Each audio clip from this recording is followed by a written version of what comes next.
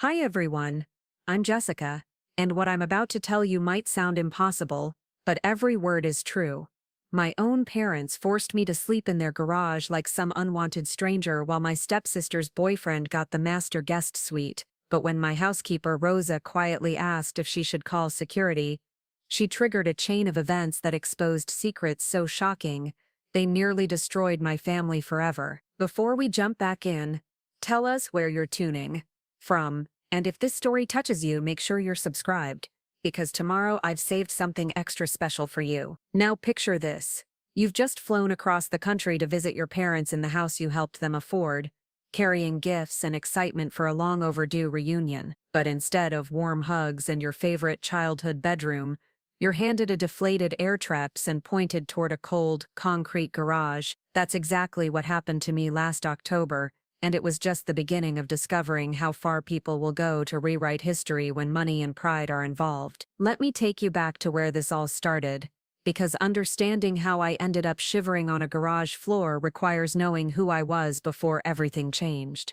I'm 31 years old, a software engineer who spent the last decade building my career in Austin, Texas. I've always been the responsible one in my family, the daughter who called every Sunday, remembered birthdays, and sent money whenever Dad's latest business venture hit rough patches. Growing up in a middle-class household in Sacramento, I learned early that love often looked like sacrifice, and I carried that lesson into adulthood without questioning whether it was healthy or sustainable. My parents, Robert and Linda Mitchell, had been married for 28 years when Mom died in a car accident 3 years ago.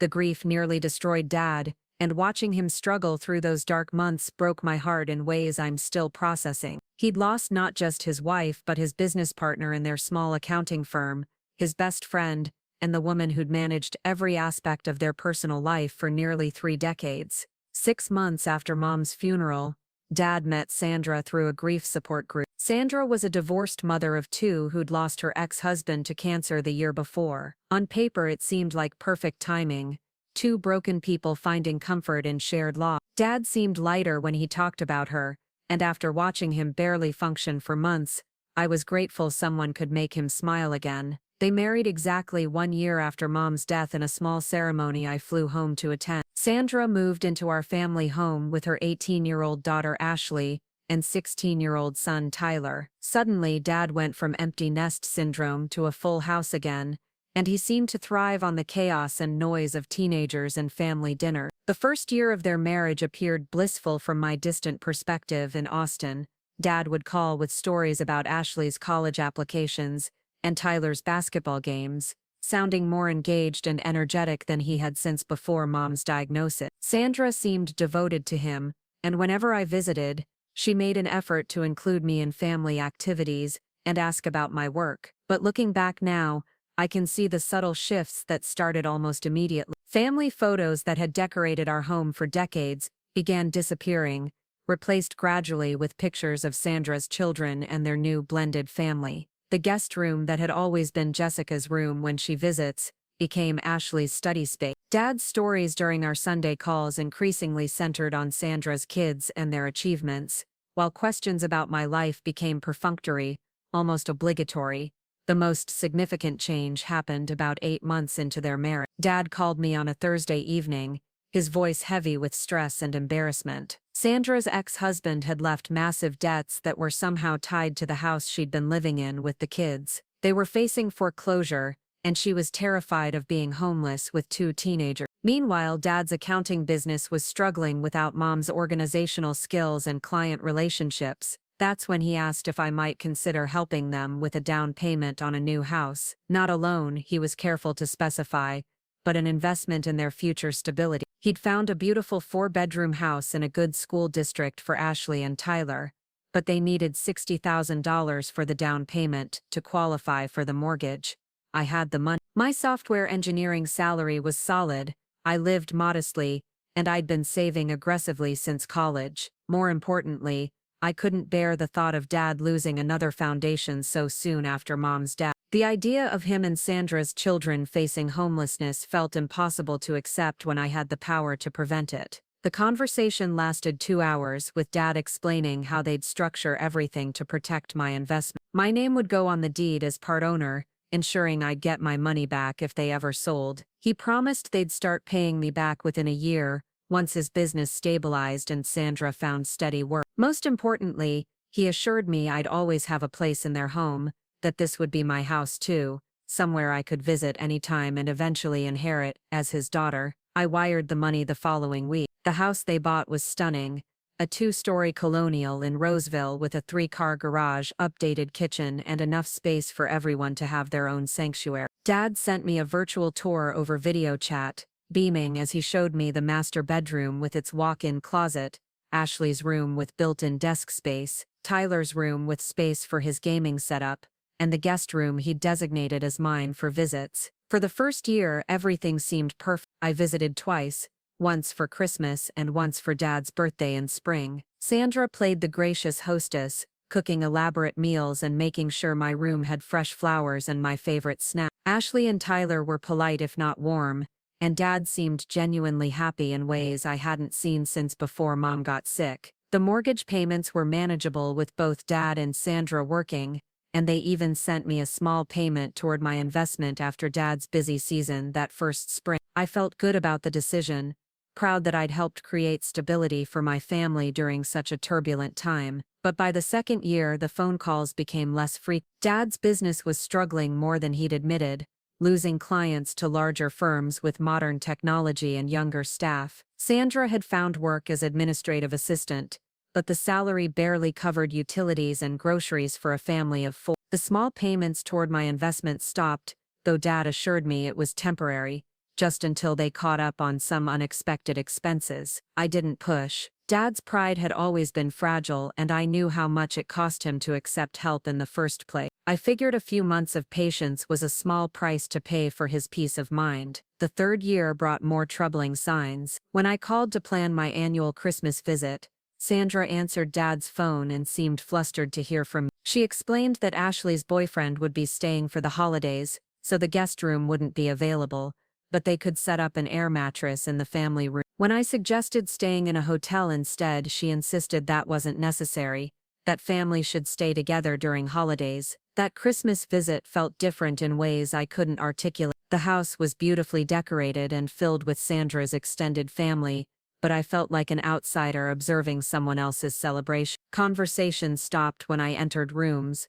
and I caught Sandra's mother whispering about Robert's daughter from Austin, like I was some distant relative, rather than the person who'd made their comfortable holiday possible. The final straw came this past October, when I decided to surprise Dad for his birthday. I'd been working on a particularly challenging project at work and hadn't talked to him in almost a month, which was unusual for us. Guilt and nostalgia motivated me to book a spontaneous flight to Sacramento, planning to arrive Friday evening and stay through the weekend. I texted Dad from the airport to let him know I was coming, expecting excitement and maybe some scrambling to prepare my room. Instead, I got a short response saying he was looking forward to seeing me, with no mention of sleeping arrangements or weekend plans. Something about the tone felt off, but I attributed it to the surprise nature of my visit. The Uber ride from the airport to Roseville took 45 minutes through familiar Northern California landscape, rolling hills dotted with new housing developments and strip malls. I felt the usual mix of nostalgia and disconnect that came with visiting a place that used to be home but no longer quite fit. As we turned into Dad's neighborhood, I noticed how much it had grown since my last visit, with new houses filling in the gaps between established homes. The house looked exactly the same from the street, which was somehow both comforting and unsettling. The same decorative shutters Sandra had installed, the same landscaping with seasonal flowers I'd complimented during previous visits. But as I paid the driver and walked up the front path with my weekend bag, I felt an inexplicable nervousness that I couldn't shake. Sandra answered the door wearing yoga pants and an oversized sweater, her hair in a messy bun like she'd been cleaning house. Her smile seemed forced when she saw me, and she glanced back into the house before stepping aside to let me enter. The foyer looked different, though it took me a moment to identify what had changed. The family photos that used to line the hallway table had been rearranged, with pictures of Sandra's children and extended family taking prominence,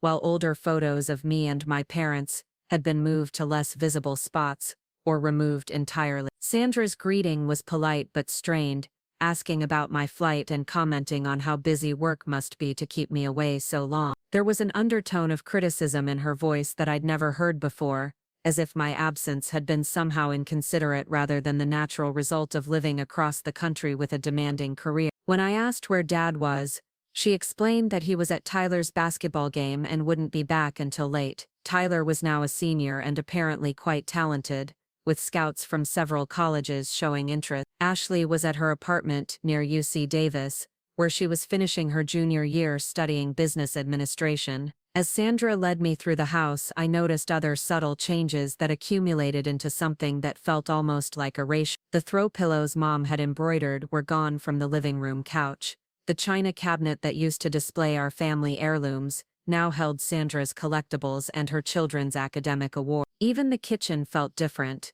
with Sandra's organizational systems replacing the familiar chaos of Mom's cooking style. When I asked about sleeping arrangements, expecting to hear about my usual guest room, Sandra's discomfort became obvious. She explained that Ashley's boyfriend had moved in temporarily while he looked for work after graduating, so they were using my room as a more permanent space for him. Tyler had claimed the family room for his gaming setup and college application project. The master bedroom obviously belonged to her and Dad, that left the garage.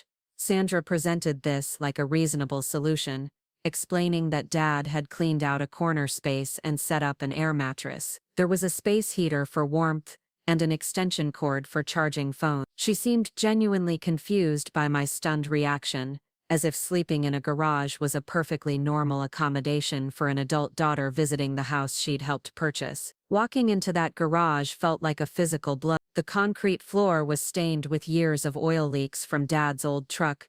Cardboard boxes labeled with Christmas decorations and old tax records were stacked along the wall. Gardening tools and paint cans claimed most of the available space, leaving only a narrow area where a deflated air mattress lay folded next to a small space heater that looked older than Tyler. The smell hit me immediately, a combination of motor oil, dust, and something vaguely chemical that made my throat burn. There was no insulation, no drywall, just exposed wooden beams and concrete blocks. A single bare bulb hung from the ceiling, controlled by a string that swayed in the draft coming through gaps around the garage door. Standing in that cold, unwelcoming space, I felt something shift inside me. This wasn't about inconvenience or comfort. This was about respect, about how much value my presence held in this family I'd financially supported through their most difficult transition. The realization that I was being treated worse than Ashley's unemployed boyfriend,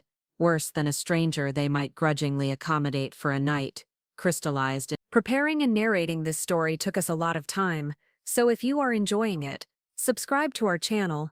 It means a lot to us. Now back to the story. Into something that felt like awakening from a long sleep. I'd been so focused on helping and supporting that I'd failed to notice when appreciation turned to expectation, when family love became conditional on my continued usefulness and absence. As I inflated the air mattress using a hand pump I found among the garage tools, I decided this would be the last time I accepted unacceptable treatment in the name of family harmony. I just had no idea how much deeper the betrayal actually went, or how drastically my life was about to change. That first night in the garage was the longest of my adult life. The space heater barely functioned, cycling on for 10 minutes, before shutting off with a concerning electrical smell that made me worry about carbon monoxide poisoning. Every time a car drove past on the residential street, headlights would sweep across the garage door, creating moving shadows that made sleep impossible.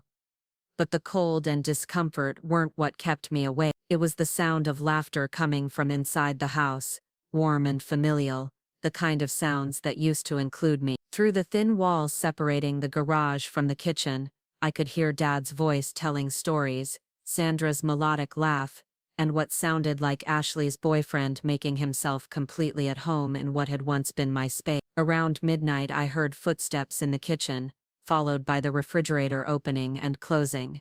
Someone was getting a late-night snack, probably Ashley's boyfriend, whose name I still hadn't been told despite him apparently living in my former room. The casual comfort of his movements, the way he navigated the house in darkness, spoke to a level of belonging that I was apparently no longer entitled to. I must have dozed fitfully sometime after 2 a.m., because I woke to the sound of the automatic garage door opener grinding to life. Dad's truck was backing out for his Saturday morning routine of coffee and errands. Through the small window, I watched him reverse down the driveway without so much as glancing toward the corner where his daughter was sleeping on the concrete floor. The irony wasn't lost on me. I'd helped him buy this house, this truck, this comfortable life, and he couldn't even acknowledge my presence in his morning routine. The man who used to wake me up with pancakes and terrible dad jokes on weekend mornings had become someone who could ignore my existence entirely. When I finally gave up on sleep and inflated the air mattress properly using the hand pump I'd found buried behind paint cans,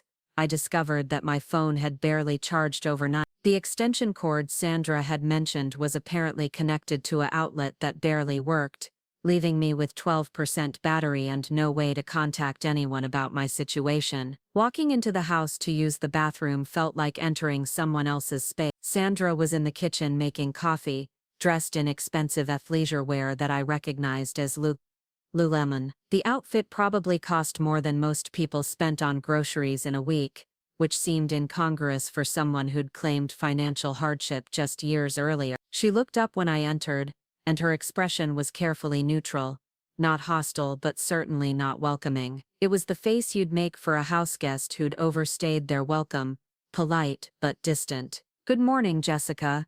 Sleep okay?" Her tone suggested she already knew the answer and didn't particularly care about my comfort. I mumbled something about the heater not working well, hoping she might offer an alternative, or at least acknowledge that sleeping in an unheated garage wasn't ideal for anyone. Instead, she nodded absently and returned to her coffee preparation, effectively ending our interaction. The bathroom mirror reflected someone I barely recognized. My hair was disheveled from the restless night, my skin looked pale and tired, and there were shadows under my eyes that spoke to something deeper than physical exhaustion. I looked like someone who'd been worn down, diminished in ways that had nothing to do with losing a few hours of sleep. When I returned to the kitchen, Sandra was sitting at the breakfast bar scrolling through her phone. The kitchen was immaculate, with high-end appliances and granite countertops that gleamed under the morning light. Fresh flowers sat in a crystal vase on the center island, and everything was arranged with the kind of careful attention to detail that spoke to pride of ownership. This was her domain now, and she wanted me to understand that I was a visitor here, not family. The woman who'd once thanked me tearfully for helping them avoid homelessness now treated me like an inconvenience to be managed rather than a daughter to be welcomed. I asked if there was coffee available, and she gestured toward the machine without looking up from her phone. No offer to make me a cup, no inquiry about how I liked it, just acknowledgement that caffeine existed in the vicinity. The message was clear. I could take care of myself because I wasn't anyone's priority here. While I was figuring out their complicated espresso machine, Ashley's boyfriend wandered into the kitchen wearing pajama pants and a t-shirt. He moved through the space with complete familiarity, opening cabinets and retrieving breakfast items like he'd been living there for years rather than what I assumed were a few weeks. Sandra's entire demeanor changed when he appeared. Her face lit up with maternal warmth, and she immediately started asking about his plans for the day, whether he wanted her to make eggs, if he needed anything for his job interview. The contrast with her treatment of me was so stark it felt intentional, like a demonstration of who belonged in this family and who didn't. Brandon, apparently that was his name, acknowledged my presence with a casual nod but no introduction. Sandra didn't bother to facilitate one either, leaving us as strangers sharing an awkward kitchen moment. He was maybe 23 years old, reasonably polite, but there was an air of entitlement about him that suggested he'd never questioned his place in this household. Watching Sandra fuss over him while barely acknowledging my existence clarified something that had been nagging at me since the previous evening. This wasn't about space or convenience. This was about hierarchy, about who mattered in this new family structure and who could be relegated to the margins without consequence. Dad returned while I was still nursing my coffee and trying to process the morning's revelation. He came through the garage entrance, which meant walking past the corner where I'd spent the night, but he entered the house without commenting on my makeshift sleeping arrangement or asking how I'd managed in the cold. His greeting was warm enough, but it felt performative, like he was playing the role of happy father for Sandra's benefit rather than expressing genuine pleasure at seeing me. He asked the obligatory questions about my flight and work, but his attention was already drifting toward Sandra and whatever plans they'd made for the day. When I mentioned that the space heater wasn't working properly, Dad made a vague promise to look at it later, then immediately started discussing weekend plans that apparently didn't include me. They were going to Tyler's basketball game in the afternoon, then dinner with Sandra's sister and her family. I wasn't invited to either activity, and no one seemed to think that was worth addressing. The exclusion was systematic and deliberate. These weren't oversights or last-minute plans that happened to conflict with my visit. These were established family routines that I was no longer considered part of, despite having flown across the country specifically to spend time with Dad. Sandra suggested I might enjoy exploring downtown Roseville while they were busy, recommending a few shops and restaurants like I was a tourist rather than family. The suggestion was presented as thoughtful consideration for my entertainment, but it felt more like a polite way of encouraging me to make myself scarce during their actual family time. I spent the day wandering around a mall and trying to make sense of what was happening. This wasn't the homecoming I'd anticipated, and it certainly wasn't the relationship I thought I had with Dad. Something fundamental had shifted in our dynamic, and I was struggling to understand when and how it had occurred. The shopping center was filled with families enjoying their Saturday together, parents and children sharing meals and browsing stores with easy familiarity. Watching them made my own isolation feel more acute. I'd flown nearly 2,000 miles to be with family, only to find myself alone in a mall food court, texting work colleagues because I had no one else to talk to. By evening I was exhausted from pretending everything was normal. The garage felt even colder than the night before, and the space heater was making alarming sounds that suggested it might not last much longer. I was lying on the air mattress, scrolling through my phone to distract myself from the sound of another family dinner happening without me, when I heard voices through the kitchen wall. Sandra was talking to someone on the phone, probably her sister based on the tone and content of the conversation. What I heard made my blood run cold. "She's still here," Sandra was saying, and there was clear irritation in her voice. "I thought it was just going to be one night, but she doesn't seem to be making any effort to leave." The person on the other end must have asked something, because Sandra continued, "I don't know what she expects. This isn't her house anymore. Robert and I have our own life now, and she needs to understand that things have changed." I held my breath, pressing closer to the wall to catch every word. This conversation was revealing truths that no one had been willing to say to my face. "She acts like she owns the place," Sandra continued. "Always has, ever since that money thing, like we owe her something permanent, just because she helped us out that one time." That one time. My $60,000 investment in their stability was being characterized as a casual favor, something that had already been repaid through their tolerance of my occasional visit. The financial sacrifice that had required me to delay buying my own home, that had depleted years of careful savings, was being dismissed as though it had cost me nothing. The conversation continued, but Sandra had moved away from the kitchen, and I could only catch fragments. Something about Robert being too soft,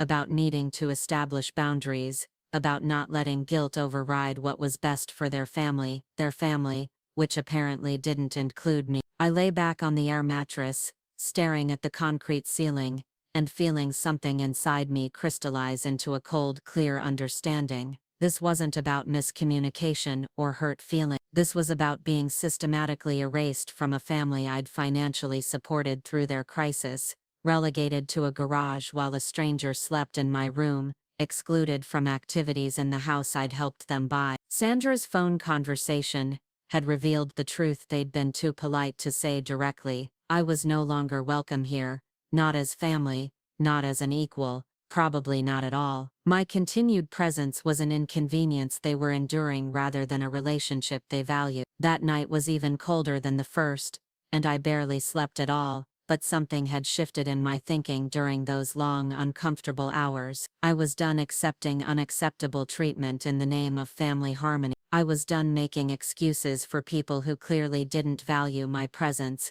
or respect my contributions to their comfortable life. Sunday morning brought more of the same casual exclusion. Dad and Sandra left early for church, a new routine they'd apparently adopted without mentioning it during our phone calls. Brandon was still asleep in my former room, and the house felt hollow and unwelcoming without even the pretense of family activity. I used the quiet time to walk through the house more deliberately, really looking at how thoroughly my presence had been erased from the family narrative. The guest room where I'd always stayed had been completely transformed into a young man's space, with Brandon's clothes in the closet and his personal items on the dresser. There was no indication that this room had ever belonged to anyone else, no acknowledgement that displacing me had required any thought or consideration. The family photos throughout the house told a story that didn't include me. Sandra's children featured prominently in recent pictures, often alongside Dad, who looked happy and engaged in ways that reminded me of how he used to be with me and Mom, but there were no recent photos of us together, no evidence that I was still considered part of this family unit. In Dad's home office, which had once been a spare room where Mom kept her crafting supplies, I found something that made my heart stop. There was a real estate folder on his desk, partially hidden under other papers, with documents I couldn't quite read from the doorway, but I could see enough to recognize property assessment forms and what looked like refinancing paperwork. My hands were shaking as I moved closer to examine the document. What I found was a mortgage refinancing application, dated just 6 months earlier, that listed Robert and Sandra Mitchell as the sole owners of the property. My name was nowhere to be found on any of the paperwork, despite being on the original deed and mortgage as a co-owner and co-signer. According to these documents, I had never existed in the financial history of this house. The $60,000 down payment was listed as a gift from Robert's savings, and there was no mention of my ongoing legal interest in the property. Sandra was listed as his wife and co-owner,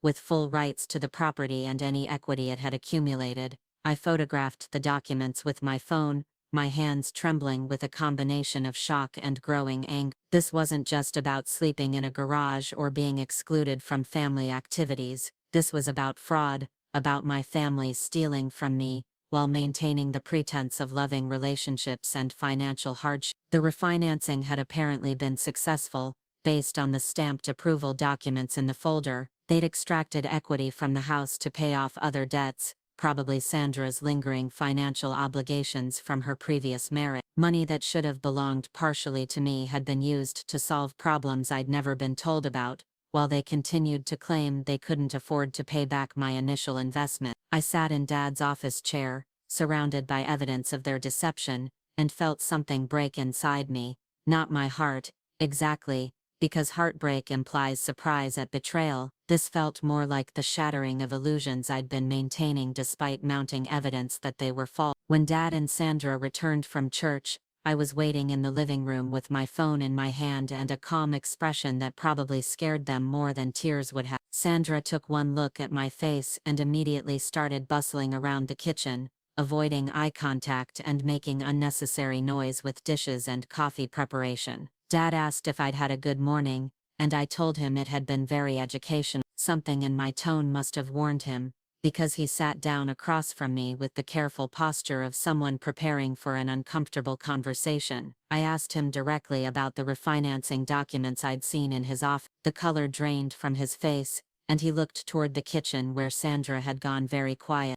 For a moment, I thought he might try to deny what I'd discovered, but even Dad wasn't capable of that level of deception when confronted with physical evidence.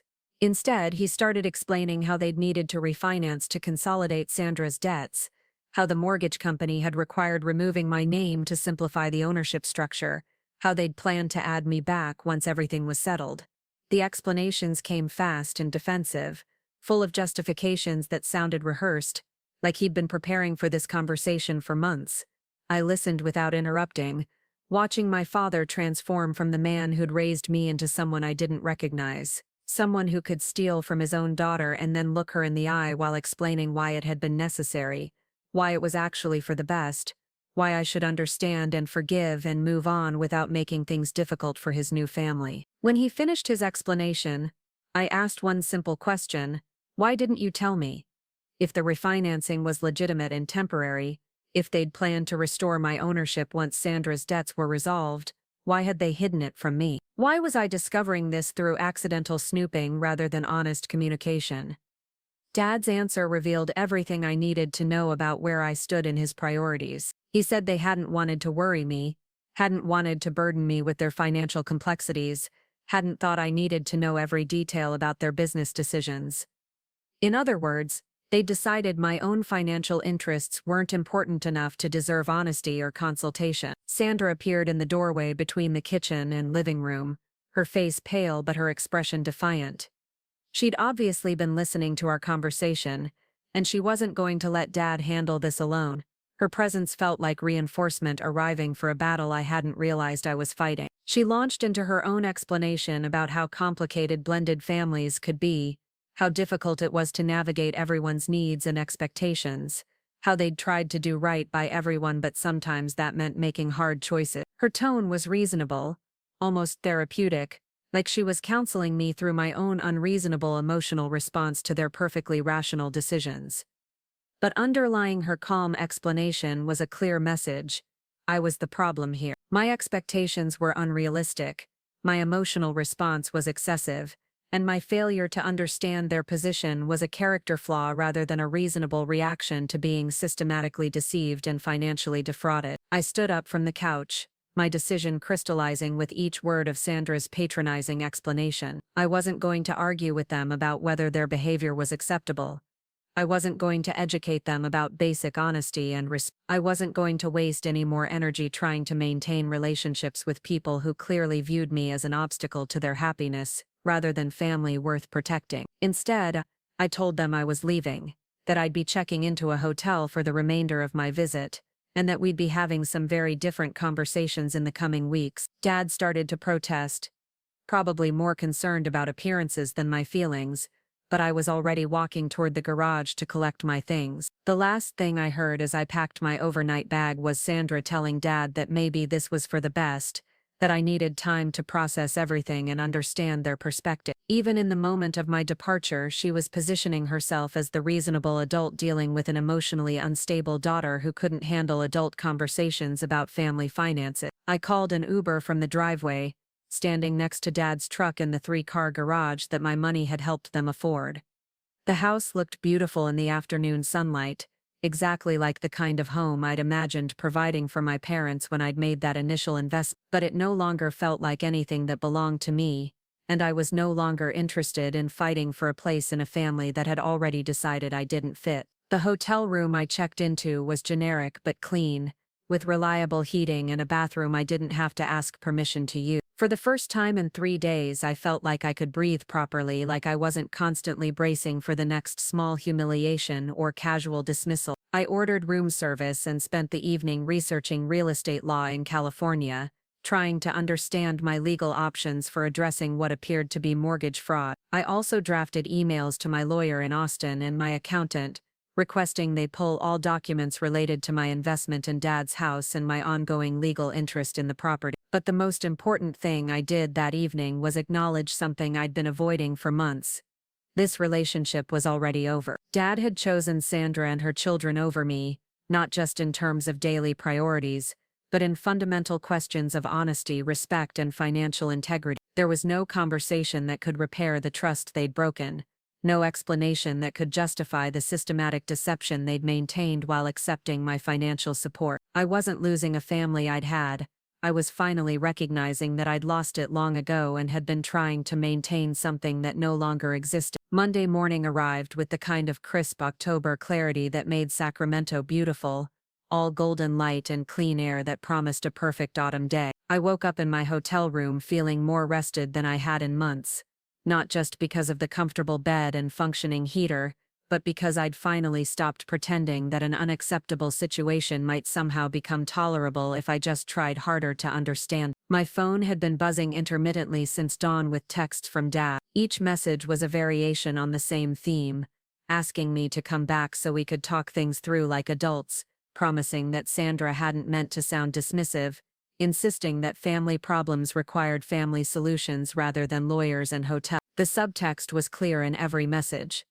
He was worried about what I might do with the information I'd discovered, and he wanted to manage the situation before it escalated beyond his control. I ignored the texts and instead called my office to extend my trip by several days. My project manager was understanding when I explained I was dealing with a family emergency, though I didn't elaborate on the nature of the crisis. Telling colleagues that your father had committed mortgage fraud felt like the kind of revelation that required more privacy and consideration than a Monday morning phone call could provide. Instead of responding to Dad's increasingly urgent messages, I spent the morning researching California real estate attorneys who specialized in property fraud cases. The hotel business center became my temporary office as I printed documents, organized evidence, and prepared for conversations that would probably destroy what remained of my relationship with Dad, but might salvage my financial future. The attorney I eventually contacted, Patricia Chen, had excellent reviews and specialized in cases involving family property disputes. Her assistant scheduled a consultation for that afternoon, warning me that Miss Chen was direct and thorough in her approach to these cases. Given what I'd discovered about my family's capacity for deception, directness seemed like exactly what I needed. While I was preparing for my legal consultation, my phone rang with a call from an unknown local number. I almost ignored it, assuming it was Dad calling from Sandra's phone to circumvent my obvious avoidance of his messages. But something made me answer, and I was surprised to hear an accented voice I didn't immediately recognize. Miss Jessica? This is Rosa Delgado. I clean your father's house. I hope you don't mind that I got your number from the emergency contact list on the refrigerator. Rosa's voice was warm but concerned, and I remembered her immediately once she identified herself. She'd been cleaning Dad and Sandra's house twice a week for almost 2 years, a quiet, efficient woman in her 50s who took obvious pride in her work. I'd met her briefly during previous visits, but we'd never had an extended conversation. I was calling because I saw you sleeping in the garage when I came to work Saturday morning, and this has been bothering me all weekend. This is not right, what they are doing to you. Her directness surprised me. Rosa barely knew me, yet she was calling to express concern about treatment that my own family seemed to consider perfectly reasonable. There was something both touching and embarrassing about receiving more care from their housekeeper than from the people who were supposed to love me. Rosa continued, explaining that she'd been working in houses for over 20 years, and had never seen anything like what was happening with my situation. She understood family dynamics could be complicated, especially with remarriage and blended households, but relegating an adult daughter to garage sleeping while her stepmother's children enjoyed guest rooms felt wrong to her in ways she couldn't ignore. More importantly, Rosa had information that neither Dad nor Sandra had shared with me. She'd been listening to their conversations during her cleaning visits, not intentionally eavesdropping but simply overhearing discussions that revealed more about their financial situation and attitudes toward me than they'd ever communicated directly. According to Rosa, Sandra regularly complained to her friends on the phone about my occasional visits, characterizing me as entitled and demanding despite my obvious attempts to minimize my presence and avoid causing inconvenience. Sandra apparently viewed my existence as an ongoing obligation that interfered with her vision of their family unit, something to be managed rather than celebrated. Even more troubling, Rosa had overheard conversations between Dad and Sandra about their refinancing plans months before they'd executed them. They'd discussed removing my name from the property specifically to prevent me from having any legal claim to decisions about the house or its equity. This wasn't an oversight or a bureaucratic requirement from the mortgage company. This was a deliberate strategy to exclude me from financial benefits I was legally entitled to as a co-owner. Rosa's revelations confirmed what I'd suspected but hoped wasn't true.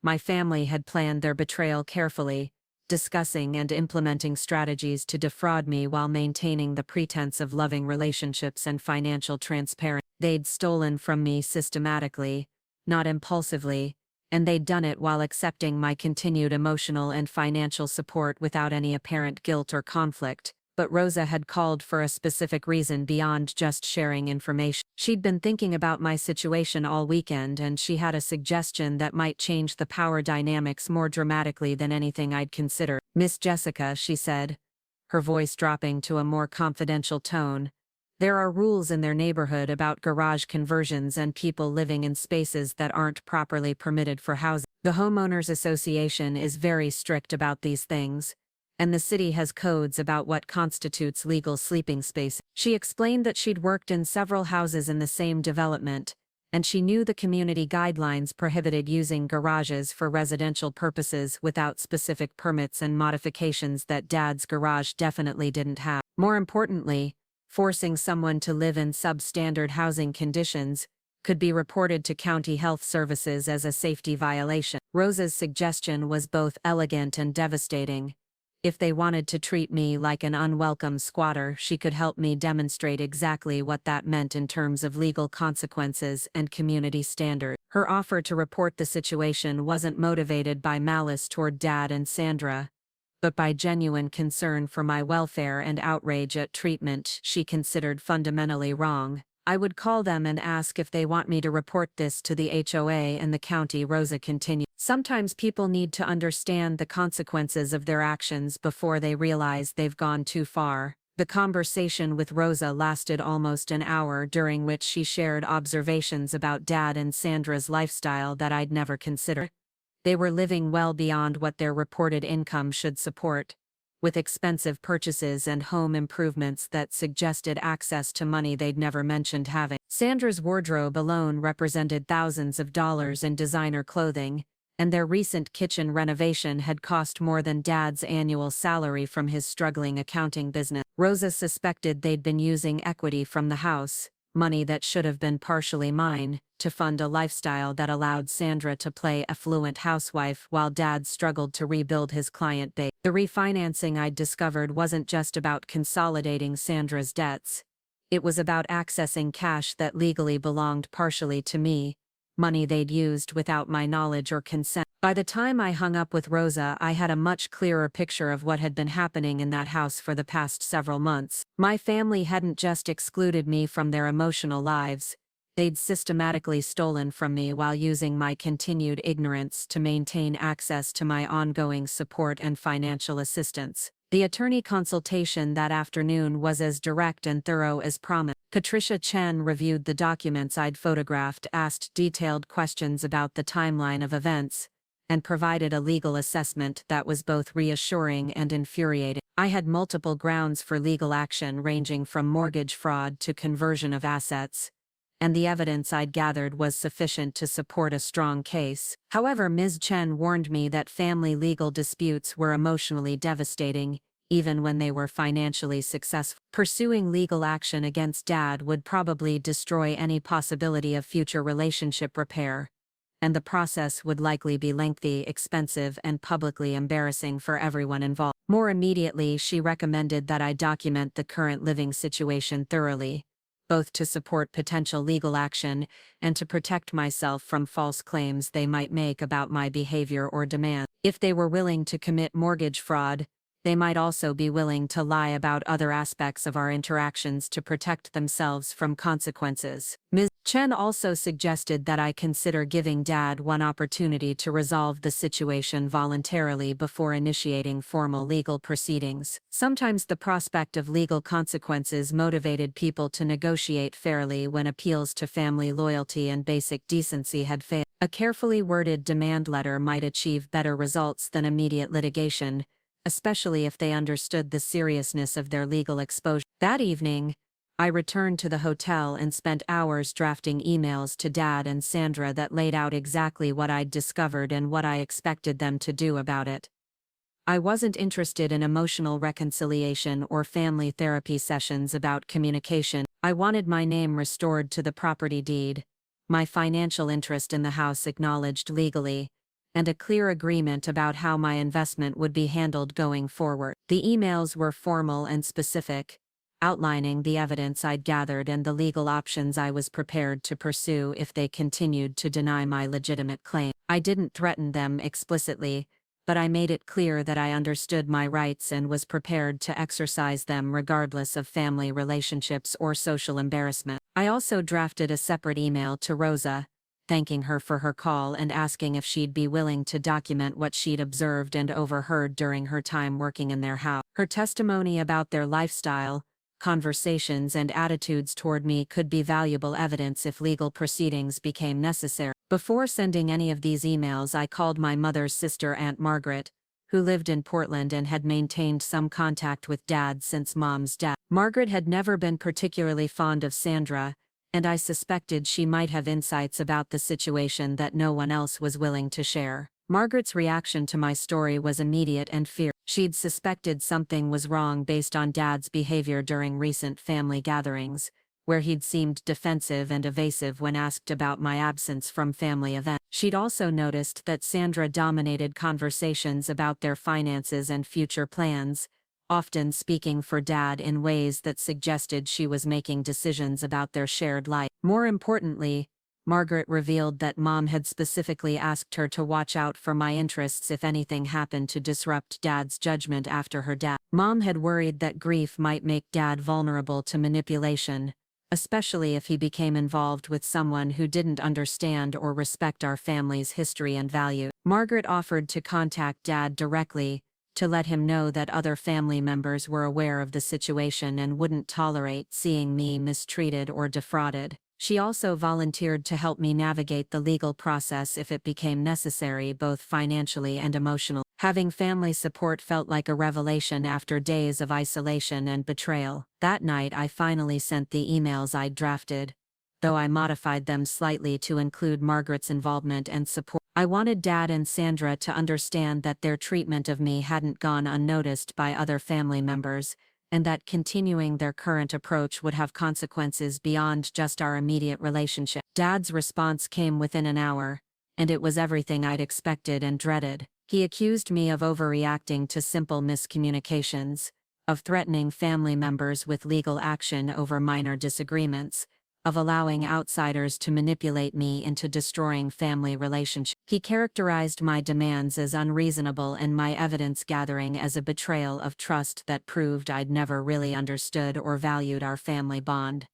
Sandra's email arrived shortly after Dad's, and it was even more revealing. She accused me of trying to sabotage their marriage and financial stability out of jealousy and resentment about Dad's new happiness. She claimed that my expectations about the house were based on misunderstandings and assumptions rather than any legitimate legal agreements, and she suggested that my emotional instability was affecting my ability to interpret normal family interactions rationally. Both emails shared a common theme: I was the problem, not their behavior. My refusal to accept garage sleeping and financial fraud was presented as evidence of my unreasonable expectations and poor character, rather than natural responses to unacceptable treatment. They were positioning themselves as the injured parties in a conflict I had created through my excessive demands and legal threats. Reading their responses crystallized something important for me. These weren't people who were going to acknowledge wrongdoing or negotiate fairly,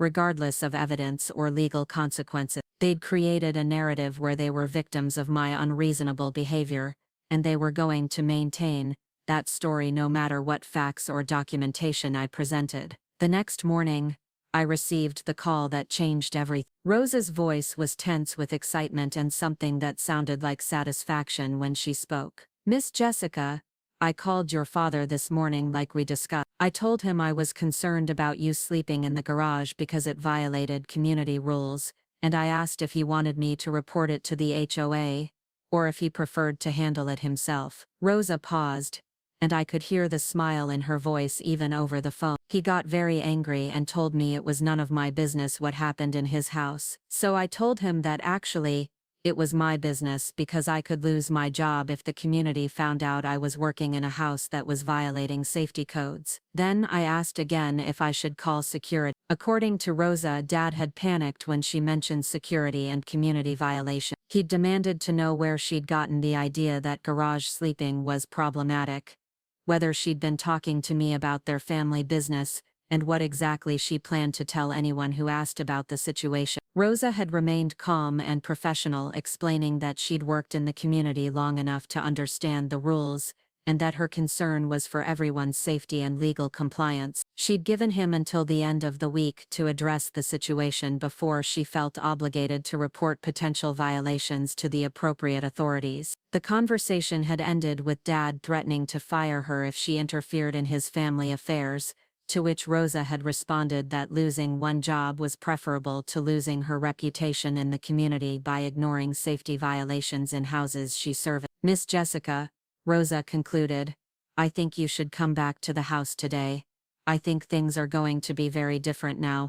I packed my hotel room methodically, organizing the evidence I'd gathered and preparing for whatever confrontation awaited me at Dad's house. Rosa's intervention had created a crisis that Dad and Sandra couldn't ignore or manage through emotional manipulation and family guilt. They were facing potential exposure and consequences that extended beyond our personal relationship, and their response would reveal exactly who they really were underneath the facade of loving family members. The drive from the hotel to their house took 20 minutes through familiar Sacramento suburbs, but it felt like traveling to a completely different world than the one I'd left just days early. I was returning not as a hopeful daughter seeking family connection, but as an informed adult prepared to protect my interest regardless of the emotional cost. When I pulled into their driveway, I noticed Sandra's car was gone, though Dad's truck sat in the garage where I'd spent 2 miserable nights. The house looked the same from the outside, but everything about my relationship to it had changed. This was no longer a family home where I sought belonging.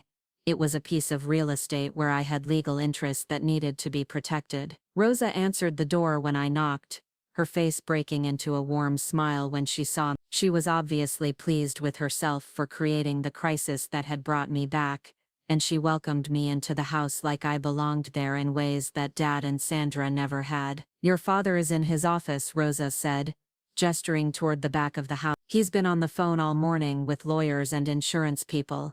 I think he finally understands that this situation is more serious than he thought." As I walked through the house toward Dad's office, I noticed that things looked different somehow, though it took me a moment to identify what had changed. The casual comfort that had characterized Sandra and Brandon's presence was gone, replaced by a tension that made the house feel smaller and less welcoming. Dad looked up when I appeared in his office doorway, and his expression was a mixture of relief, anger, and something that might have been fear. The confident man who'd dismissed my concerns just days earlier was gone, replaced by someone who clearly understood that his comfortable situation was no longer secure. "Jessica," he said, his voice carefully controlled, "we need to talk." Dad's office felt smaller than I remembered, cramped with the weight of secrets that had finally been dragged into daylight. He gestured for me to sit in the chair across from his desk, but I remained standing near the doorway, unwilling to make myself comfortable in a space that no longer felt safe or welcoming. The power dynamic had shifted fundamentally since my last visit to this room, and I wanted him to understand that I was no longer the accommodating daughter who could be managed through guilt and family obligation. His desk was covered with papers I recognized as legal documents, insurance forms, and what appeared to be communications from the homeowners association. The careful organization that usually characterized his workspace was gone, replaced by the chaotic sprawl of someone trying to manage multiple crises simultaneously. Several coffee cups sat at various stages of emptiness, suggesting he'd been awake most of the night dealing with the consequences of Rosa's phone call. "Jessica, I owe you an apology," he began, but his tone suggested he was reading from a script rather than expressing genuine remorse. "The situation got out of hand, and Sandra and I made some decisions that we should have discussed with you first. We were trying to protect everyone's interests, but I can see now that we didn't handle things the right way." His apology was carefully worded to minimize his culpability while acknowledging just enough wrongdoing to seem reasonable. It was the kind of non-apology that politicians used when caught in scandals, designed to manage damage rather than accept responsibility. But what struck me most was his continued use of "we" when discussing decisions that had stolen thousands of dollars from me. Even now he was presenting his fraud as a joint decision made with good intentions, rather than a deliberate betrayal of his own daughter. I asked him directly about the refinancing documents, the forged signatures, and the systematic removal of my name from property I'd helped purchase. Dad's explanation revealed just how calculated their deception had been. They'd consulted with a mortgage broker who'd advised them that having my name on the deed complicated their ability to access equity in the house. Rather than discussing this with me or finding legitimate solutions, they'd simply decided to commit fraud to solve their problem. The mortgage broker had apparently suggested several legal ways to restructure the ownership that would have protected everyone's interests, while giving them access to the equity they needed. But those solutions would have required my consent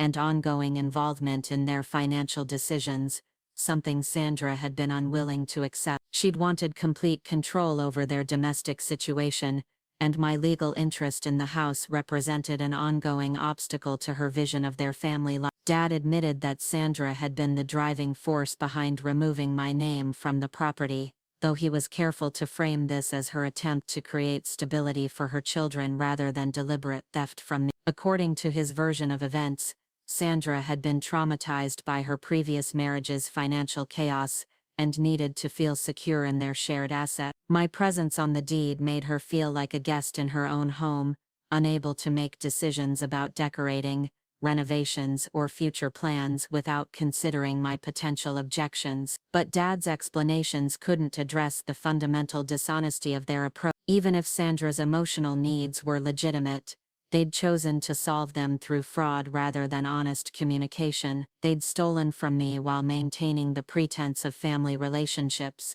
accepting my continued emotional and financial support while systematically betraying my trust. When I pointed out that their actions constituted mortgage fraud and could result in criminal charges, Dad's demeanor changed noticeably. The practiced contrition disappeared, replaced by something that looked like panic. He started talking rapidly about how these things could be fixed, how they could add my name back to the deed, how they could work out a payment plan for the equity they'd accessed without my permission. His sudden willingness to negotiate revealed just how serious Rosa's threat had been. The Homeowners Association had apparently contacted them that morning about reports of unpermitted residential use of garage space, and they were facing potential fines and mandatory modifications that could cost thousands of dollars. More importantly, the HOA inquiry had triggered questions from their insurance company about whether their policy covered liability for non-standard housing arrangements, but the legal consequences were just the beginning of their problem. Sandra's absence from the house during our conversation wasn't coincidental. She'd apparently fled to her sister's house after learning about the HOA investigation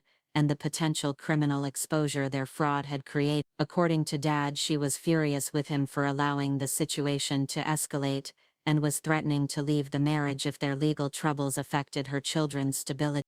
Brandon had also disappeared overnight, taking his belongings from my former guest room and moving back to his parents' house, rather than risk being involved in whatever legal proceedings might emerge from the investigation. The comfortable family unit that had excluded me so casually was disintegrating under pressure they'd never anticipated facing. Dad's attempts to negotiate a resolution became increasingly desperate as he realized I wasn't interested in private family solutions that would allow them to avoid consequences for their actions. He offered to restore my name to the deed immediately, to pay me back the equity they'd accessed, to formalize agreements that would protect my investment in future decisions about the property. But each offer came with requests that I not pursue legal action, that I help them manage the HOA situation, that I consider Sandra's emotional needs and her children's stability. I listened to his proposals without responding, letting him understand through my silence that the time for family negotiations had passed. They'd had years to treat me honestly and fairly, multiple opportunities to include me in decisions that affected my financial interests, countless chances to acknowledge my contributions to their comfortable lifestyle. Instead, they'd chosen deception, theft, and systematic exclusion while maintaining the pretense that family loyalty should flow only in one direction. When Dad finally stopped talking and waited for my response, I told him exactly what was going to happen. I was instructing my attorney to file formal complaints with the district attorney's office about the mortgage fraud, with the state real estate commission about the broker who'd facilitated the illegal refinancing, with their insurance company about the misrepresentation of property ownership that had affected their coverage. I was also cooperating fully with the HOA investigation, providing documentation about how they'd forced me to sleep in unpermitted garage space while maintaining the fiction that their housing arrangements complied with community standards. If they wanted to treat me like an unwelcome squatter, they could explain to their neighbors and community leaders exactly why that had been necessary. Most importantly, I was reclaiming the house immediately. As the legal owner whose name had been fraudulently removed from recent documents, I had every right to occupy the property and make decisions about who else was welcome there. Sandra and her children could find alternative housing arrangements while we sorted out the legal complexities of restoring legitimate ownership structure. Dad's face went white as he realized I wasn't negotiating or seeking compromise. I was exercising legal rights he'd hoped I didn't understand, pursuing consequences he'd assumed family loyalty would prevent me from imposing. The comfortable assumption that I would prioritize relationship preservation over financial justice was crumbling in real time. His response revealed just how completely he'd internalized Sandra's perspective on our family dynamic. He accused me of destroying his marriage out of spite, of using legal technicalities to punish him for finding happiness after Mom's death, of prioritizing money over family relationships in ways that would have disappointed my mother. He painted himself as a victim of my vindictive refusal to accept his new life, rather than a perpetrator of fraud who was finally facing appropriate consequences. But his emotional manipulation no longer affected me the way it once had. I'd spent too many hours in cold garages and hotel rooms, thinking about what family loyalty actually meant, and I'd concluded that it couldn't be a one-way obligation that required me to accept unacceptable treatment in silence. Real family relationships were built on mutual respect and honesty, not on the assumption that some members existed to be exploited for others' benefit. When Dad realized that guilt and emotional appeals weren't going to change my position, he shifted to threats and warnings about how legal action would affect everyone involved. He reminded me that criminal charges could result in his imprisonment, which would leave Sandra and her children without financial support. He suggested that my pursuit of justice would cause more harm than the original fraud, making me responsible for whatever hardships emerged from holding him accountable. I told him that he should have considered those consequences before committing fraud, and that my responsibility was to protect my own interests rather than manage the fallout from his criminal behavior. If Sandra and her children suffered because of his choices, that was a natural result of his actions rather than my vindictive overreaction to family disagreement. The conversation ended when Rosa appeared in the office doorway to announce that representatives from the Homeowners Association had arrived and wanted to inspect the garage space where I'd been housed. Dad looked at me with something that might have been desperation, but I simply walked past him toward the front door to meet with the officials who would document the violations that had brought this crisis to a head.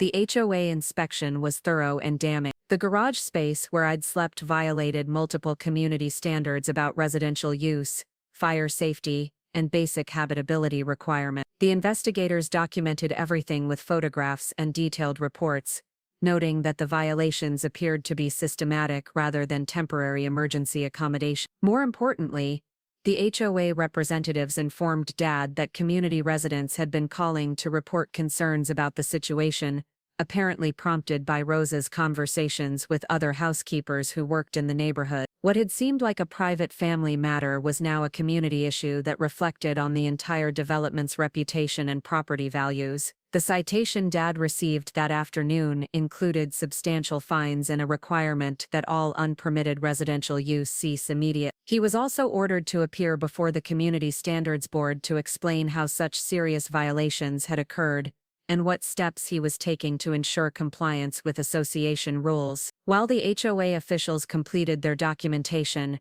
I spent time walking through the house I'd helped purchase, really seeing it clearly for the first time since my arrival. The evidence of my erasure from the family narrative was everywhere, but it no longer hurt in the way it had just days earlier. Instead, it felt like documentation of choices that revealed character, proof that some people's gratitude had expiration dates that coincided with their perceived need for your continued support. Sandra returned that evening while I was packing Dad's belongings from the master bedroom. Her reaction to finding me in the house was immediate and furious.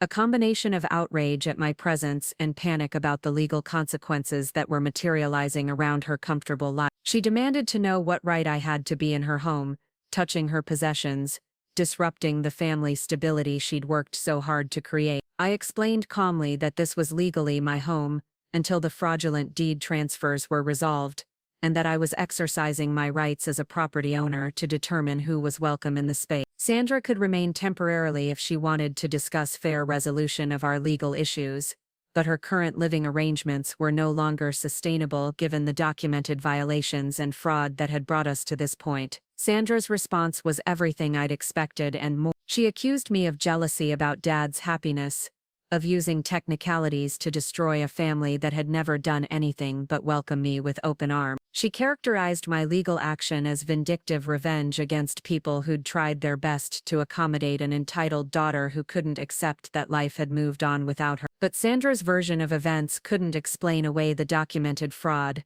the systematic deception, or the casual cruelty of forcing me to sleep in a garage while her children enjoyed comfortable accommodations in the house I'd helped them afford. Her anger was the fury of someone who'd been caught rather than someone who'd been wronged, and it revealed just how completely she'd convinced herself that her comfort justified any level of dishonesty toward people she viewed as obstacle.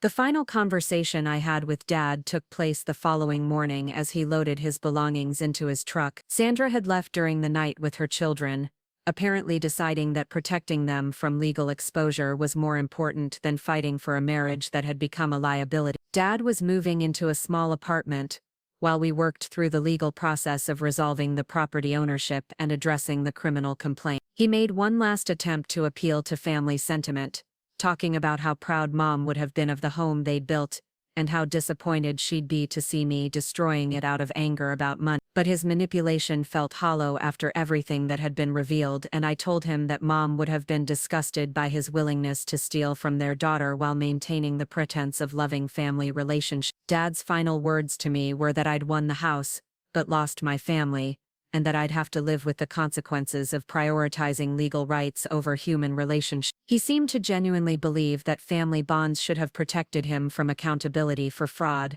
that my refusal to be victimized quietly made me the villain in our story. I watched him drive away from the house he'd lived in for 3 years but never actually owned, and I felt something that was less like victory than like completion. I hadn't set out to destroy relationships or pursue revenge, but I'd reached a point where protecting myself required accepting that some relationships weren't worth preserving. Rosa stayed for several more hours that morning, helping me organize the house and sharing stories about families she'd worked for over the years. She'd seen enough domestic situations to recognize the difference between temporary conflicts and fundamental character problems, and she assured me that my response to Dad and Sandra's treatment had been both necessary and appropriate. According to Rosa, Sandra had been complaining about my existence since the beginning of her marriage to Dad, viewing me as an ongoing obligation that interfered with her vision of their family life. The garage sleeping arrangement hadn't been a temporary inconvenience caused by space limitations.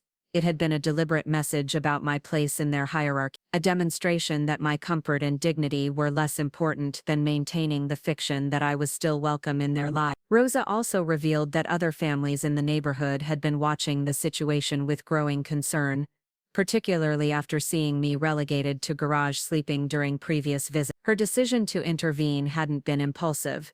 It had been the result of months of observing treatment that violated both community standards and basic human decency. The legal resolution took several months to complete, during which Dad eventually pled guilty to mortgage fraud charges and received probation along with restitution requirements. Sandra divorced him before the criminal proceedings concluded, apparently deciding that association with a convicted felon wasn't compatible with her social aspirations and her children's future opportunity. The house was eventually sold with proceeds divided according to the original ownership agreement that restored my legitimate financial interest. After legal fees and repairs needed to address the violations Dad had created, my share of the proceeds was actually more than my original investment, though it came at the cost of relationships I'd once valued despite their obvious dysfunction. I used part of the money to buy a small house in Austin, finally creating the stable home base I'd delayed while supporting other people's housing needs.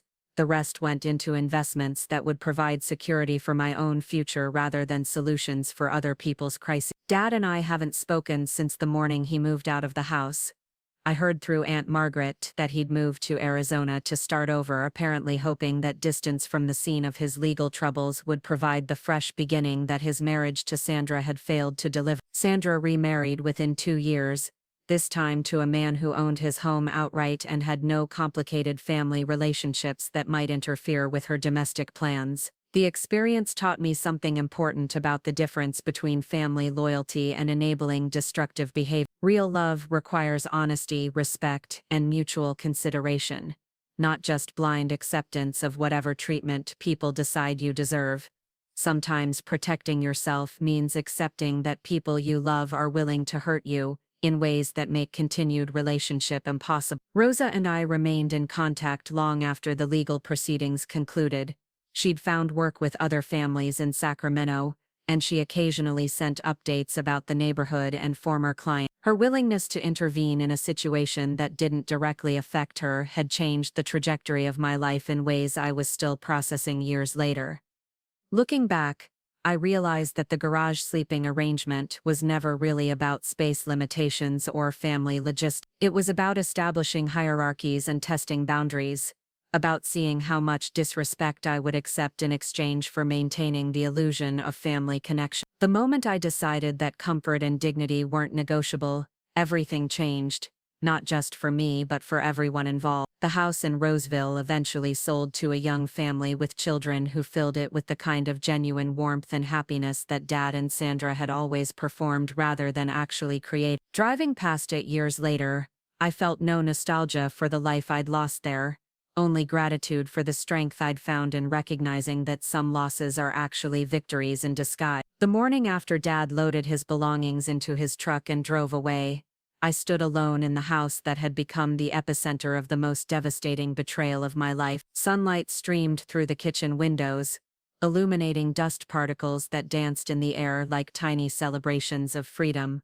For the first time in years, I was in a space that truly belonged to me, where my presence wasn't questioned, managed, or grudgingly tolerated. Rosa had left early that morning after helping me organize the immediate necessities, but not before sharing one final piece of information that crystallized everything I'd learned about Sandra's true character. While cleaning out Sandra's hasty departure, Rosa had discovered a notebook hidden in the master bedroom closet, filled with calculations and plans that revealed the depth of their deception. The notebook contained detailed financial projections showing how much equity they could extract from the house over various time frames, lists of home improvements they wanted to make using my investment money, and even vacation plans funded by refinancing proceeds. Most damning were Sandra's notes about strategies for minimizing my involvement in their decisions, including phrases like, "keep Jessica uninformed," and "establish legal distance from original investors." What struck me most wasn't the calculated nature of their fraud,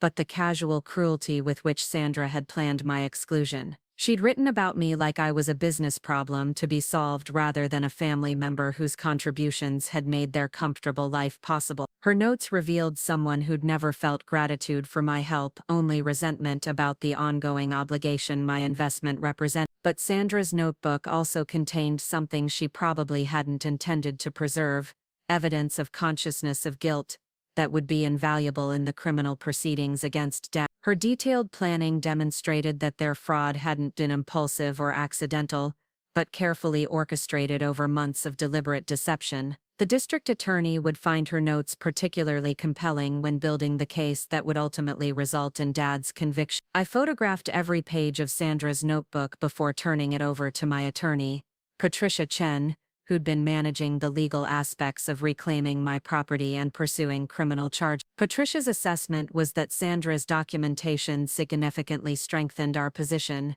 providing clear evidence of premeditation that would make plea bargaining more difficult for Dad's defense team. The criminal investigation progressed rapidly once prosecutors understood the scope of the fraud and the quality of evidence available. Dad's mortgage broker, who'd apparently facilitated similar schemes for other clients, became the subject of his own investigation that eventually resulted in the revocation of his license and criminal charges for conspiracy to commit mortgage fraud. But more immediately satisfying was watching the social consequences unfold in Dad and Sandra's former community. The Homeowners Association had published a newsletter warning residents about mortgage fraud schemes and housing violations, using Dad's situation as a cautionary tale without naming him directly. Everyone in their development knew exactly who the article was discussing, and the social embarrassment was apparently more devastating to Sandra than the legal consequences had been. According to Rosa, who maintained contact with other housekeepers in the neighborhood, Sandra's hasty departure had been accompanied by frantic calls to friends and family members, trying to control the narrative about why her marriage had ended so abruptly. Her attempts to portray herself as the victim of my vindictive legal action were undermined by community members who'd witnessed my treatment firsthand and found her explanations unconvincing. The most satisfying piece of social justice came from an unexpected source, Ashley, Sandra's daughter, who contacted me directly about 6 months after the legal proceedings began. Ashley had graduated from UC Davis and was working in San Francisco when she learned the full truth about what had happened with the house and my treatment during that final visit. Ashley's perspective on the situation was revelatory. She'd been uncomfortable with the garage sleeping arrangement from the beginning, recognizing it as unnecessarily cruel even if space had genuinely been limited. She'd also noticed her mother's increasingly negative comments about me over the years, remarks that had seemed petty and ungrateful given what she knew about my financial contribution to their housing stability. Most importantly, Ashley revealed that Sandra had been pressuring Dad to cut ties with me entirely, arguing that my continued involvement in their lives was preventing their new family from fully bonding and moving forward. Sandra had apparently been jealous of my relationship with Dad from the beginning, viewing it as competition for his attention and loyalty rather than a natural continuation of father-daughter bond. Ashley apologized for her own passive participation in my exclusion, explaining that she'd been focused on her own college experience and hadn't fully understood the dynamics at play until she'd matured enough to recognize manipulative behavior patterns. Her mother's treatment of me had been part of a broader pattern of controlling behavior that had affected multiple relationships in Sandra's life, including her connection with her own extended family. But Ashley also provided insight into Sandra's mindset that helped me understand how someone could rationalize such extensive deception and cruelty. Sandra had apparently convinced herself that I was trying to maintain appropriate control over Dad's life, that my financial involvement in their housing was a manipulation tactic designed to prevent him from fully committing to his new marriage. In Sandra's narrative, she was protecting her family from my possessive interference, and any actions taken to minimize my influence were justified self-defense rather than theft and betrayal. She'd rewritten history to cast herself as the victim of my psychological manipulation, making my exclusion and financial exploitation seem like reasonable responses to my alleged controlling behavior. This insight was both infuriating and oddly liberating. Understanding Sandra's perspective didn't excuse her actions, but it explained how she'd maintained her sense of righteousness throughout the process of systematically betraying someone who'd helped save her family from homelessness. Some people's capacity for self-deception was so complete that they could commit terrible actions while genuinely believing they were the injured parties. The legal resolution came faster than anyone had anticipated. Dad's attorney, faced with overwhelming evidence of fraud and the additional complications from Sandra's notebook, advised him to accept a plea agreement that included full restitution, probation, and community service. The alternative was a trial that would likely result in imprisonment and even more severe financial consequences. Dad's guilty plea was entered on a gray February morning in Sacramento County's Superior Court. I attended the hearing, not out of vindictiveness, but because I needed to witness the official acknowledgement of what had been done to me. Hearing a judge formally declare that Dad had committed fraud against his own daughter provided a type of validation that no family conversation could have achieved. The restitution order was comprehensive, covering not just the equity they'd illegally accessed, but also damages for the emotional distress and financial costs I'd incurred in discovering and addressing their fraud. Dad's probation requirements included regular financial reporting to ensure compliance with the restitution payments and community service hours at a nonprofit organization that helped families avoid foreclosure. The irony of Dad being required to help other families maintain their housing stability wasn't lost on anyone involved in the case. The judge who sentenced him noted that his crime was particularly serious because it had victimized a family member who'd been trying to help him, and that his community service should provide education about the importance of honesty in family financial relationships. Sandra's divorce from Dad was finalized just weeks after his criminal sentencing. She'd apparently decided that association with a convicted felon was incompatible with her social aspirations and her children's future opportunity. Her divorce attorney had negotiated a settlement that protected her from any financial liability for Dad's crimes while securing her share of marital assets that weren't subject to restitution orders. But Sandra's attempt to escape consequences for her role in the fraud was complicated by evidence from her notebook and testimony from witnesses who'd observed her behavior during the planning phases of their scheme. While she wasn't charged criminally, the civil litigation I pursued against both of them resulted in a judgment that held her jointly liable for damages related to my treatment and exclusion. The civil case was particularly satisfying because it addressed aspects of their behavior that the criminal charges hadn't covered. The deliberate emotional cruelty of forcing me to sleep in the garage, the systematic erasure of my presence from family events and narratives, and the calculated deception about their financial situation all became relevant to the damages calculation. Patricia Chen had advised me that emotional distress damages were difficult to quantify and prove, but Sandra's notebook provided compelling evidence of intentional infliction of emotional harm. Her detailed planning for my exclusion, and her casual notation of strategies for causing me psychological discomfort, created a clear record of malicious intent that supported significant damage awards. The civil judgment against Sandra was substantial enough to affect her financial stability for years to come. Her new marriage prospects were apparently complicated by the financial obligations she carried from her previous relationship's legal consequences, and several potential suitors withdrew their interest after learning about her history of fraud and manipulation. But the most meaningful aspect of the legal resolution wasn't the financial recovery or the criminal conviction. It was the official recognition that what had been done to me was wrong,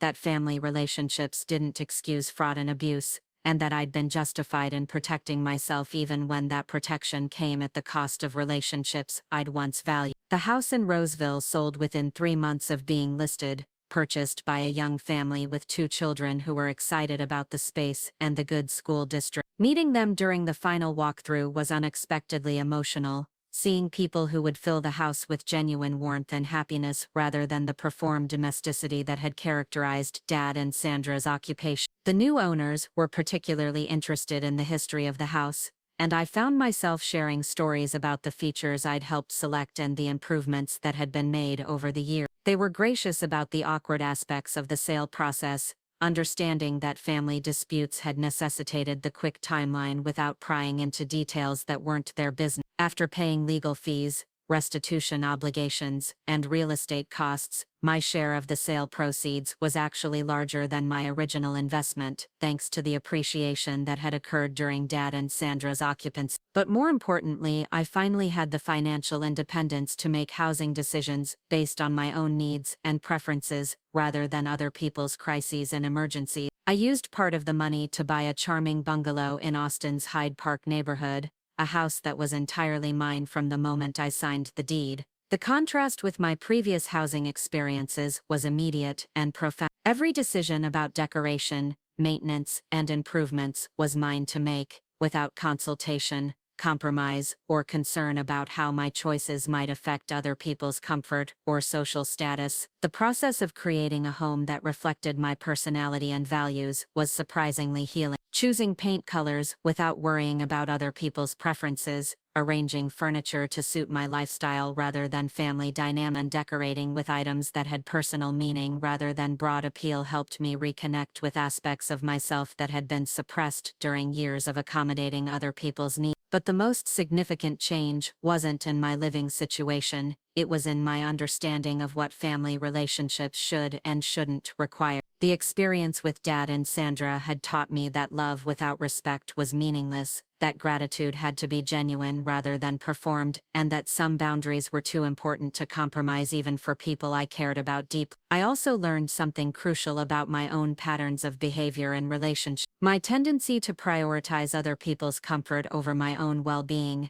to interpret conflict avoidance as kindness, and to accept unacceptable treatment in the name of family harmony had made me vulnerable to exploitation by people who were willing to take advantage of those tendencies. The therapy I'd started during the legal proceedings continued long after the court cases were resolved, helping me understand how my mother's death had affected my relationship patterns and my desperate desire to maintain family connections at any cost. Working through those issues was essential for ensuring that future relationships would be healthier and more balanced. Dr. Amanda Torres, my therapist, helped me recognize that my response to Dad and Sandra's treatment hadn't been vindictive or excessive, but appropriately protective of my own interests and dignity.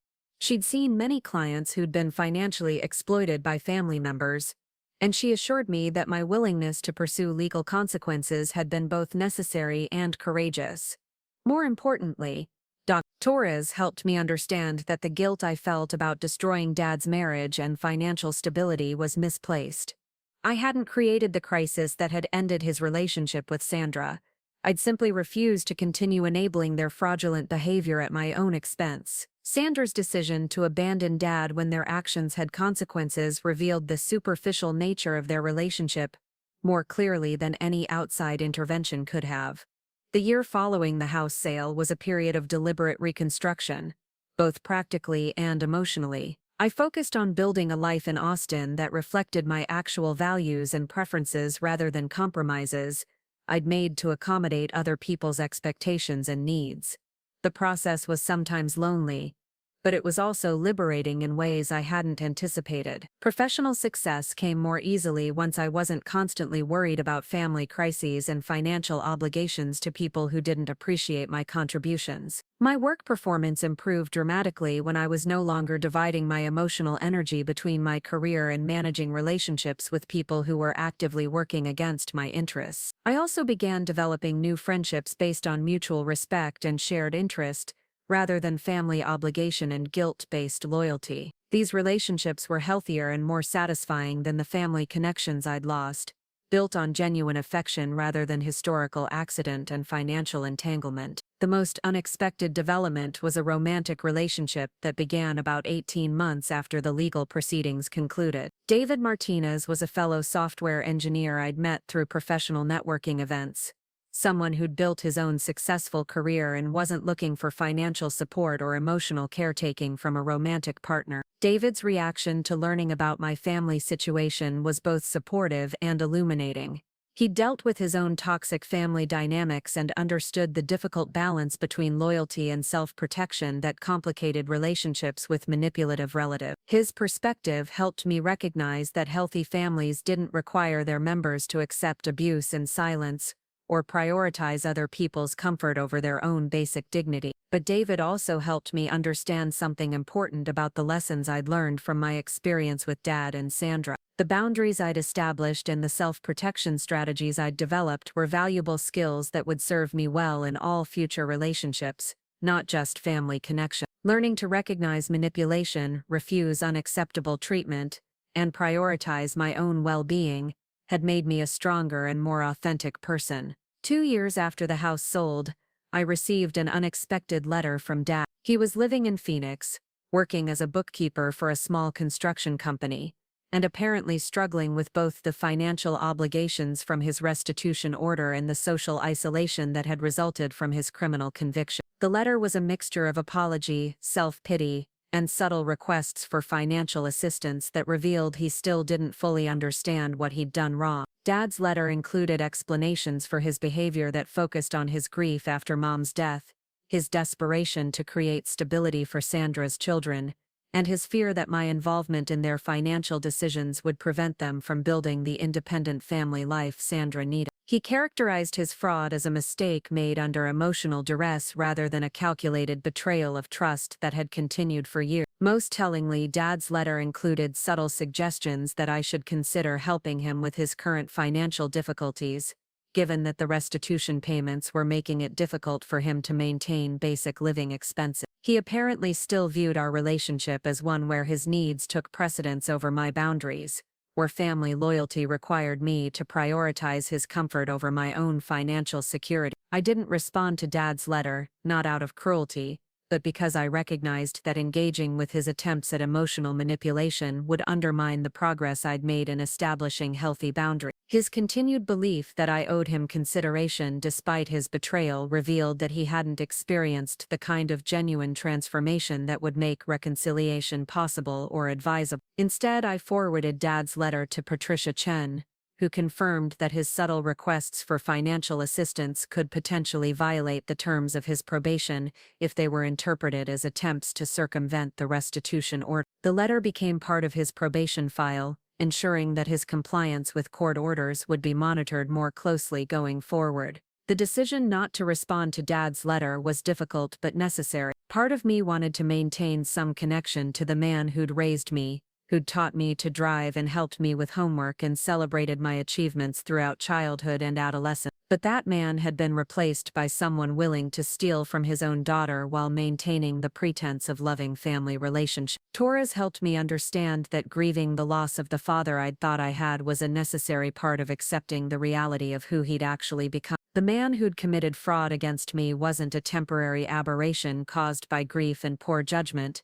He was the person Dad had always been underneath the facade of parental responsibility and family devotion. 3 years after the legal proceedings concluded, I learned through Aunt Margaret that Sandra had remarried, this time to a wealthy widower who owned multiple properties and had adult children who were successfully established in their own career. Sandra's new marriage apparently provided the financial security and social status she'd always sought without the complications of blended family dynamics or financial obligations to previous relationships. According to Margaret, Sandra's new husband had been unaware of her history with Dad and the circumstances surrounding their divorce until after their wedding. When he eventually learned about the fraud conviction and civil judgments, he'd reportedly been disturbed enough to require Sandra to sign a post-nuptial agreement, protecting his assets from any potential liability related to her previous relationship's legal consequences. Sandra's current situation was apparently comfortable but precarious,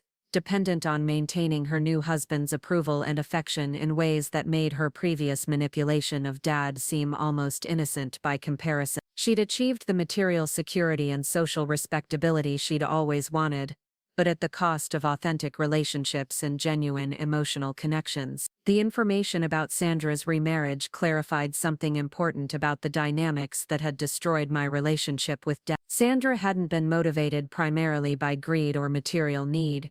She'd been driven by a deep insecurity about her social status and her worthiness of the comfortable life she desperately wanted to maintain. My presence in Dad's life had represented a threat to Sandra's sense of security. Not because I'd actually posed any danger to their relationship, but because my independent success and my history with Dad reminded her of her own dependence and vulnerability. Eliminating my influence had been essential to her psychological comfort, even if it required fraud and systematic cruelty to achieve. Understanding Sandra's motivations didn't excuse her behavior, but it helped me recognize patterns of insecurity and manipulation that would serve me well in future relationships. People who were genuinely secure in their relationships and their own worth didn't need to eliminate potential sources of competition or alternative perspective. Sandra's need to control Dad's family relationships had revealed her own fundamental weakness, rather than any strength or protective instinct. 5 years after the garage sleeping incident that had triggered the complete destruction of my relationship with Dad, I was living a life that was more authentic and satisfying than anything I'd experienced during the years when I'd prioritized family harmony over personal dignity. The house in Austin had become a genuine home,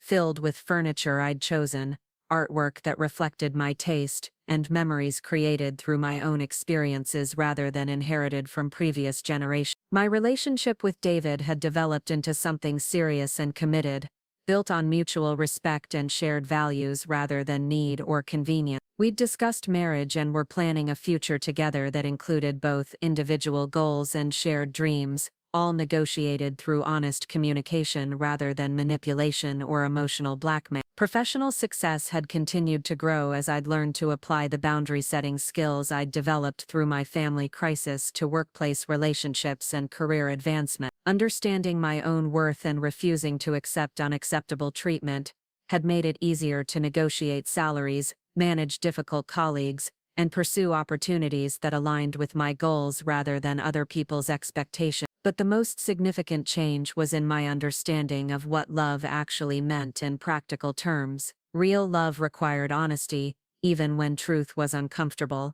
It demanded respect for individual autonomy and dignity, even when boundaries created inconvenience for other people. It insisted on reciprocity and mutual consideration rather than one-way obligation and sacrifice. The family I'd lost through standing up for myself hadn't actually been family in any meaningful sense. They'd been people who'd expected me to provide financial support and emotional accommodation while offering nothing in return except the privilege of being associated with their lives. Losing relationships that were fundamentally exploitative had created space for connections based on genuine care and mutual benefit. On the 5th anniversary of that October weekend when I'd slept in Dad's garage, I hosted a dinner party at my house in Austin. The guests included David, several close friends I'd made since moving to Texas, colleagues who'd become genuine companions, and Rosa, who'd flown in from Sacramento to celebrate the completion of my master's degree in computer science. Rosa's presence at the dinner was particularly meaningful. She'd been the catalyst who'd transformed my situation from passive victimization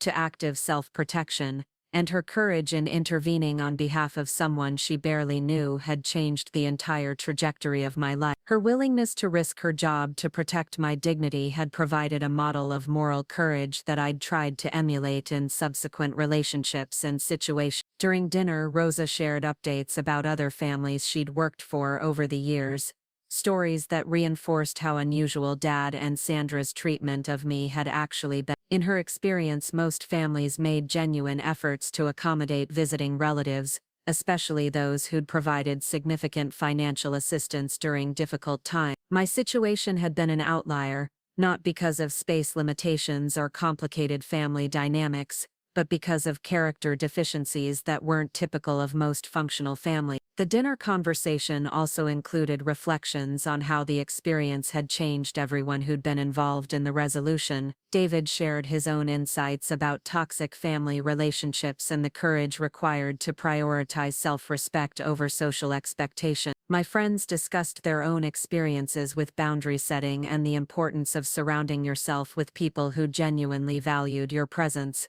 rather than simply tolerating it. But the most meaningful part of the evening was simply the atmosphere of genuine warmth and mutual appreciation that filled my home. These were people who chose to spend time with me because they enjoyed my company, not because family obligation or financial entanglement required their presence. The contrast with that cold October night in Dad's garage was profound and deeply satisfying. As the evening wound down and guests prepared to leave, Rosa pulled me aside for a private conversation. She wanted me to know how proud she was of the way I'd handled the situation and the life I'd built in the aftermath of such a devastating betrayal. In her experience, many people who'd experienced similar treatment never recovered their sense of self-worth or their ability to trust others. But Rosa also shared something I hadn't known about her own motivation for intervening in my situation. She'd grown up in a family where financial exploitation and emotional manipulation were common, and she'd learned from painful experience that sometimes protecting yourself required accepting the loss of relationships that weren't actually healthy or sustainable. Her decision to call Dad about the garage violations hadn't been impulsive. It had been the result of recognizing patterns of abuse that she'd seen in her own family and other households where she'd worked. She'd understood that my situation would only improve. External pressure forced Dad and Sandra to face consequences for behavior they'd been able to maintain through my silence and accommodation. Rosa's perspective reminded me that the lessons I'd learned from my experience with Dad and Sandra weren't just personally valuable.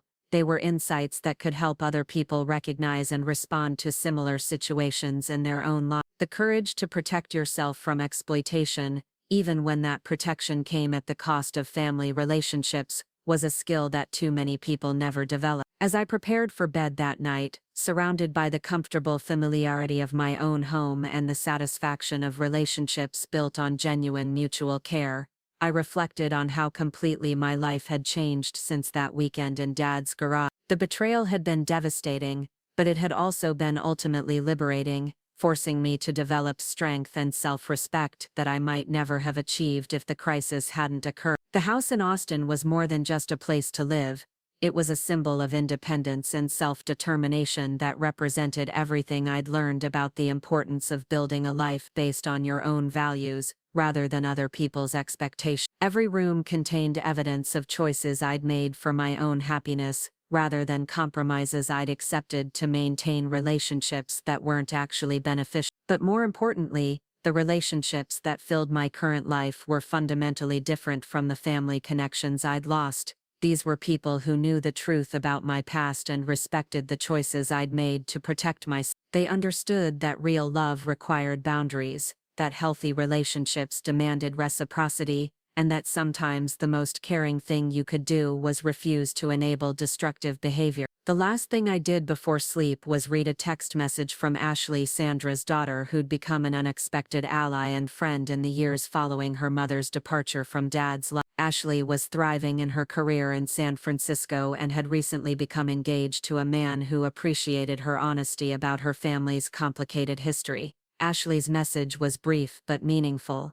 Thinking of you tonight and grateful for the example you set about standing up for yourself. Hope you're surrounded by people who deserve you. Her words were a reminder that even the most devastating family crises could sometimes result in unexpected connections and deeper understanding between people who chose to learn from difficult experience. As I turned off the lights in my house that truly belonged to me, I felt a deep sense of gratitude for the journey that had brought me to this point. The betrayal by Dad and Sandra had been painful, but it had also been the catalyst for developing strength, wisdom, and authenticity that had enriched every aspect of my subsequent life. Sometimes the worst things that happen to us become the foundation for the best things that follow, not because the trauma itself was valuable, but because our response to crisis reveals capabilities and values we might never have discovered otherwise. Learning to protect myself had been the beginning of learning to truly love myself, and that self-love had made all other genuine relationships possible.